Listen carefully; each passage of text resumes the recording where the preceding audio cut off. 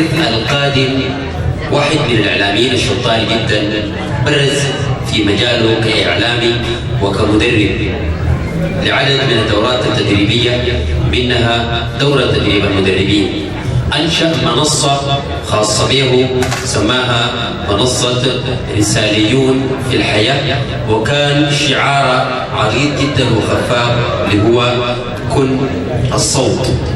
واحد من الناس اللي برزوا في مجال التقديم الجماهيري ودرب عدد كبير جدا من الشباب والشابات. بدأ هذه المنصة في السودان، استكمل رحلته عبر جمهورية مصر العربية، التف حوله عدد كبير جدا من الشباب وتخرجوا على يده وأصبحوا يشاركوا بالبيان في مجال الحديث أمام الجمهور. المدرب والكوتش والإعلامي أحمد النور أبو الوليد. السلام عليكم ورحمة الله تعالى وبركاته.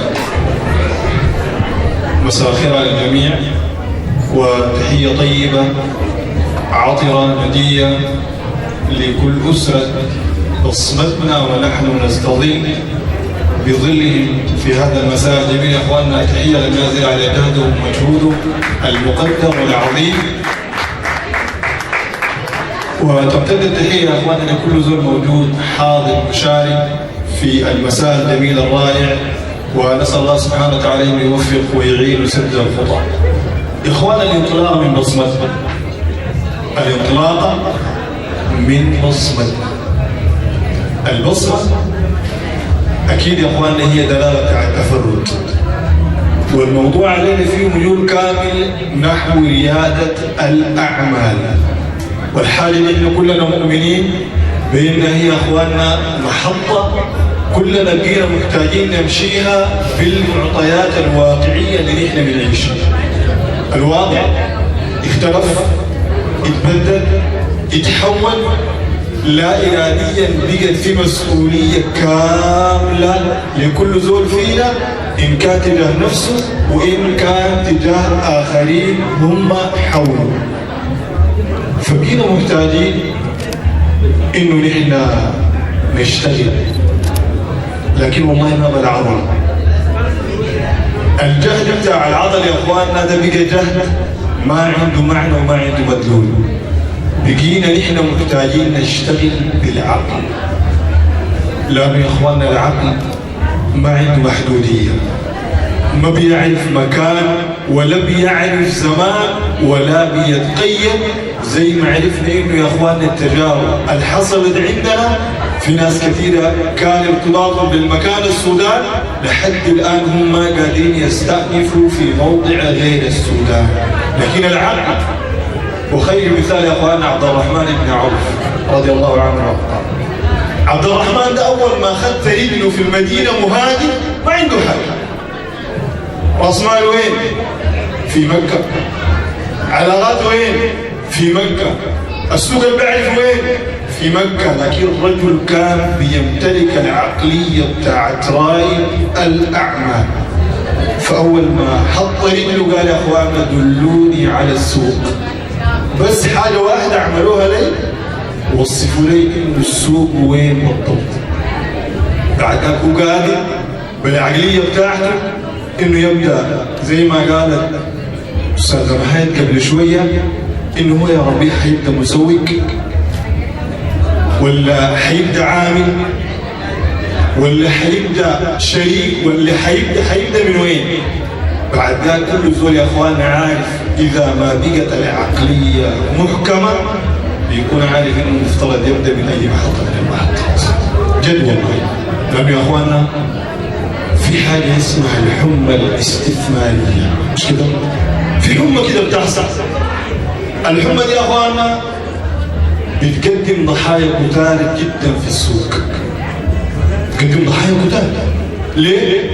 لأنه المسألة ما مبنية بالعقل، لأنه لنا نحن عندنا اعتقاد كبير جدا إنه والله يا أخي غالب شكليات الاستثمار وريادة الأعمال والنجاح في الجانب المالي إنه مبني على رأس المال. بالضبط. رأس المال عنده موازنة عالية جدا، لكن إذا ما لقى عقل ما عنده قيمة ولا عنده معنى. كلكم بتعرفوا الحاجة. شوفوا إحصائيات المغتربين عندنا من سنين انهم هم بيدخلوا برؤوس اموال عاليه جدا وطائله، لكن بحجم الحمى الاستثماريه اللي بتحصل وغياب الموازنه العقليه بالنسبه للحاجه دي، سرعان ما انه بعد ذاك ثاني بيرجع مغترب عشان يبدا من جديد.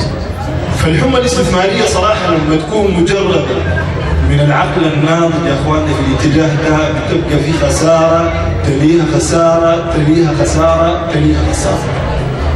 فنحن محتاجين ندخل رياده الاعمال، لكن يا اخواننا برؤيه واضحه. محتاجين نعرف انه نحن نبدا من وين. طيب اذا ما جينا اتفقنا على البصمه دي يا اخواننا بتاكد انه نحن مختلفين. الليله اي زول بصمته بتختلف من الثاني. فنحن مختلفين دي معناه يا اخواننا في اتجاهات مختلفه نحن مفترض نمشيها في اطار رياده الاعمال. القصه ما تقييد والقصه ما استنساخ، كلنا عارفين الحاجه دي انه نحن بنختلف من بعض. انا علاقاتي بتختلف من علاقاتك، انا جمهوري بيختلف من جمهورك، انا مكان التواجد عندي بيختلف من مكان التواجد عندك. في تفاصيل ثانيه يا اخواننا مختلفه عن بعض. فلما تبقى القصه انها هي مجرده من البصمه ومجرد الحاح ولهجه في انه نحن دايرين نبدا لكن حننتهي. صدقوني حنبدا لكن حننتهي. لكن لما يبقى الزول يا اخواننا بدا في الاتجاه الصح، وما في مجال يا اخواننا بيحلم العثرات، ما في اي مجال، اي بدايه، اي وجهه، اي اتجاه انت بتمشيه بالتاكيد بيكون فيه عثره ما. فالعثرات دي معناها نحن نقاومها بشنو يا اخوان؟ نحن قادرين نقاوم الحاجه دي بانه نحن عارفين مفترض نعمل شنو. نحن عارفين انه نحن مفترض نعمل شنو. عندنا حلول، عندنا بدائل، عندنا اتجاهات، عندنا علاقات، عندنا تفاصيل كثيره جدا صاحبينها معانا عشان نعين الدنيا تمشي. ما في نجاح كده كان مآتي ومهيأ بصوره كامله تماما، لكن نحن بنختلف في الحاجه. فيبقى يا اخواننا مساله الاختلاف في حد ذاتها مبنيه على انه نحن محتاجين نبني المشروعات على الفكره. ثم الفكره ثم الفكره ثم الفكره. بعد ذاك المنصه اللي احنا مفترض نطلب منها يا اخوان. يعني في سؤال اذا ما الواحد لقى عليه اجابه تلقائيا مفترض بعد ذاك ينطلق. الفكره جاتك من وين؟ من وين الفكره؟ لما تبقى الفكره عندك اجابه فانها هي كانت بالضبط اللي هي استنتاجها من وين؟ بعد ذلك الامر بقى واضح. ولا عجبتك الفكره في معرض ما، فكره معروضه، شفت الزول، شفت تفاصيل وداير انت تطبقها، ما حتمشي معك. ما حتمشي معك. اخواننا الدراسات في المشروعات اخواننا بيقولوا على مدى ال5 سنوات المتتاليه بالنسبه للمشروعات المفتقده للفكره 94% من المشروعات على مدى 5 سنوات بتكون انها هي وصلت النهايه. 94 ديل بيكون وصلوا النهايه تماما. يعني لما تحسب على مدى السنتين 40 بينتهوا، على مدى السنتين الثانيه 40 بينتهوا، على مدى السنه الاخيره بيكون بعد عندنا 94% من المشروعات انتهت لانه الاشكال فيها الفكره. الفكره لما تبقى الفكره باقيه بعد ذاك انها تبقى كيف ما عندك اشكال. والمثل ده بالنسبه لي ما في اي مشكله من المشكلات. فيبقى نحن محتاجين للفكر. الحاجه الثانيه اذا ما في معضله حقيقيه يا اخواننا انه نحن محتاجين لشكليات التسويق والاداره زي ما قال الاستاذ احمد قبل شوي. والله يا اخواننا نحن عندنا جزء كبير جدا داير يحركم الجانب بتاع التسويق. يعني حاجه دي يا اخواننا تلقائيا الليله لو ادوك سالوك منها انت بتقدمها كده كانها هي والله طبعا نحن لا، انت محتاج انه حاجه تقدمها باحسن شكليه ممكن عشان تقنع بين الزبون. عندك منتج ادي حقه في وصف، عندك منتج ادي حقه في تصور. عشان الحاجه دي يا اخوانا انت محتاج انك تقنعني. يعني يا اخواني قصه انه نصبح نفسنا كل فتره، والله طبعا انا يعني الحاجه دي يا داب بدينا فيها ونحن طبعا ما بتمشي معنا. ادينا لها كده قافله سمع عشان نقبلها منك بصوره واضحه، وانا زول ما يتزحف. حقك ده حقك. إذا أراد الحاجة زي ما قال أحمد إنه نحن عندنا تفاصيلنا المالية، مرات الزول يقول لك لا ما عندي، لا خلي تفاصيلك إنها هي تكون واضحة، حقك ده تطالب به. خليك زول على شرطك، لأنه أنت عارف أي تجاوز في الحاجة دي يقول لك أزمة، أهان حيبكي معك منه بعدين. جربتوا الدنيا يا إخواننا؟ الزول لما ينزلك يطلب 10 أبواب عشان ينتهي، ال10 أبواب كلهم بيحتضروا لك. بعد ذاك اليوم لا بيبقى لك نوم براك، فما عاد تسوي قال لك واحد او واحده، لا من واحده يا اخواننا 10 جنيه، وعلى مدى فتره طويله فلان ادي له شيء. طبعا يا اخوان الناس ما بدهم القروش كده صح؟ المهم الزول دي غلبتها مره واحده بأبعاد شخصيته. ففي واحده لحوح مشغوله طبعا، لحوح كان داري من القروش تجيب لك هنا ده، يا تديها القروش دي تلقائيا ما حد يفكر منها. قالت ده فلانه المال بنت ولا كبنت؟ انا والله داري من فلان دي 10 جنيه، لكن المحل داتي فلان هنا جيب لي 10 شيلي 5 وديني 5. المهم الزوله دي يا اخواننا سكت لكم، الزوله دي سكت كده ما طبيعي. الصباح المساء الليل النهار فتت منها مرة واحدة. قالت يا والله المهم آخر حاجة إنه أنا دي 5 جنيه ما عندي غير ثاني ولا جنيه ولا أشوفك. لكن أنا عجباني زول يا إخوان كان ساكن الموضوع ده، جت قالت يا فلان هاي لا والله زول تجيب كعبة يا الله تدي 5 جنيه بتاعتي، لكن المهم حاول يكمل يشوف الموضوع ال5 بتاعتك. فالمهم حقك ده وتفاصيلك اللي انت دايرها دي يا اخواننا ما تتضارب منها صراحه، خليك واضح فيها، خليك بين فيها عشان امورك تمشي. انتوا عارفين يعني يا اخواننا صراحه انا بالنسبه لي في حاجات احنا بمقتضى تركيباتنا الشخصيه كده قاعدين نتجاوزها، لكن هي حقائق والله. قصه المكسب مكسب، وقصه العلاقات المكسب، وقصه الحاجات دي كلها قاعدين احنا نحاول انه نداريها. وطبعا يا استاذنا المدرسه المصريه برضه في الحاجه دي تدي ابعاد مختلفه من ابعادها تماما. علاقه شيء والحق شيء، العلاقه شيء والبيع شيء. التفاوض بشكليات الواقع انا عارف عندي حد ما حتجاوزه ولا حمشي منه عشان ما يكون في اي خلل ممكن يحصل بالنسبه لي. يا اخواننا بعد الفكره وتاسيسها وانشائها الموضوع ده بيبني بعد ذاك في انه نحن شخصيا المفترض نوجه الحاجه دي. بعدين المهم بالنسبه لنا برضه انه يا اخواننا شكليات التطور والتحول والدفع اللي حاصل بسرعه عاليه جدا بيتطلب مننا انه نحن نواكب. صراحه نواكب دي يا اخواننا كنت تحتها 3 خطوط 4 خطوط 5 خطوط في انه عشان نحن نقدر ندخل في عيار المنافسه، لانه ليله السوق ما عاد فيه ندرة زي زمان، مش كده؟ في حاجات زمان كانت معروفة من فلان وفلان وفلان، لكن الآن السوق يا اخواننا من كل حد وصوب في وشنه؟ في منتجات، لكن بعد انت محتاج لانك تبقى مختلف من ال1000 ده بشنو؟ ده موضوع برجع لك.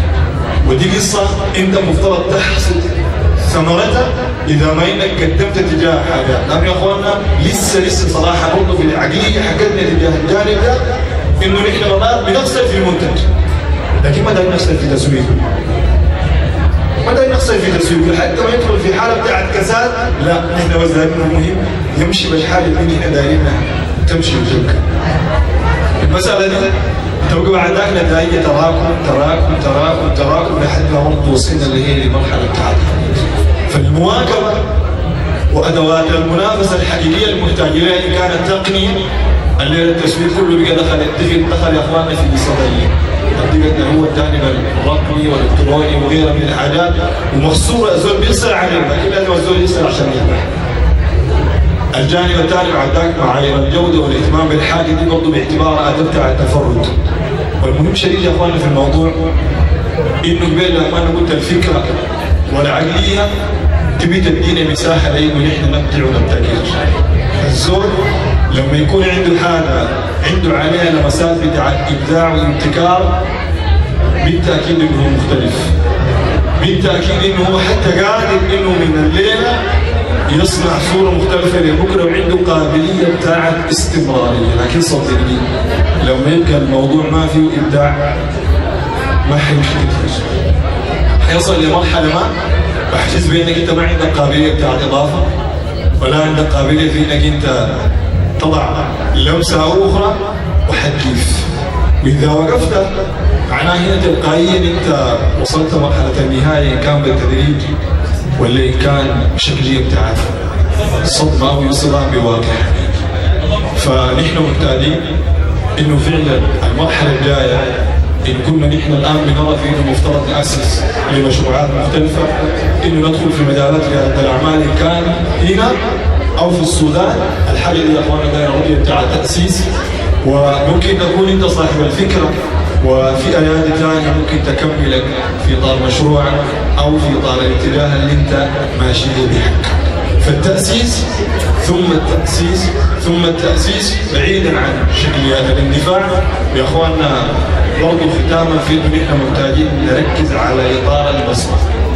خلي عندك حاجة واحدة إنك أنت مركز على إن هي ده البصمة بتاعتك، ده البراند بتاعك، ده الشيء اللي يميزك وانت معروف بينه وبين الناس، عشان ملك وجود الاستمراريه والتميز والتخصصيه وغيرها من الحاجات. واحرصوا يا اخواننا على المنصات المفترض انها هي تصنع، احرصوا على المنصات اللي المفترض انها هي تصنعها، والبيئات ذات الدعم في مجال رياده الاعمال. شوف المجال، شوف البيئه الداعمه بعيدة عن تفاصيل الحاجات اللي انتم عارفينها دي يا اخوانا. مش كده؟ تفاصيل كده احنا محتاجين لها والله. ممكن عادي انك تطلع من بيتك، من اهلك، من معارفك، من علاقاتك لبيئة ثانية تصنعك.